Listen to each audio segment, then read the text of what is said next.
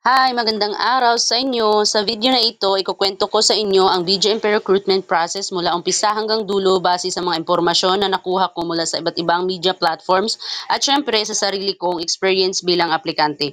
Kung gusto mong malaman kung ano ang mga dapat pagdaanan para makapasok sa BGMP mula sa pag-aayos ng requirements, ng exams, interview, physical test at hanggang sa oath taking, perfect itong video na to para sa iyo. Tara, simulan na natin sa step 1. Preliminary interview and assessment. Submit proper tab folders, PDS, birth certificate, diploma, TOR, eligibility, clearances, other documents. Step 2. Initial medical evaluation, hepatitis B screening, physical exam, vision, hearing, status, etc. Step 3. Entry-level exam, NLEX. Coverage, general info, math, English, grammar, sentence and paragraph, and essay. Step 4.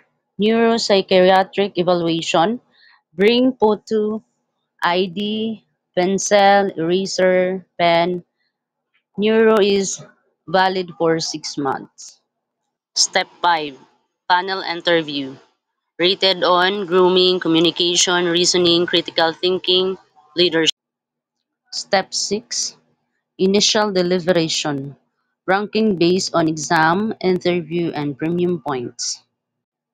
Step 7. Medical and dental evaluation. Physical fitness check and medical certification is the need. Step 8.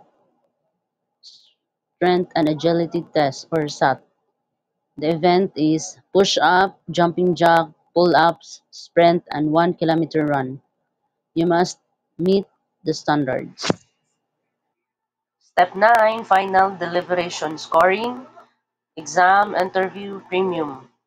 This is the period where the committee for recruitment decides final list for the appointment. Step 10. Submission of required documents. 3. Proper tab folder.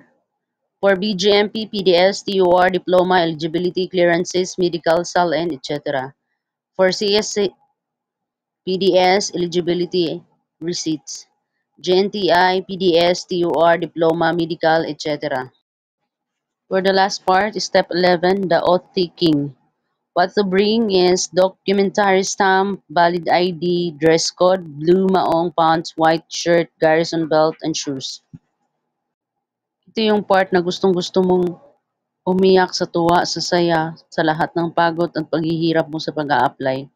At least na-achieve mo na siya, nag-take out ka na, ito na yung moment mo. Good luck po sa mga aplikante.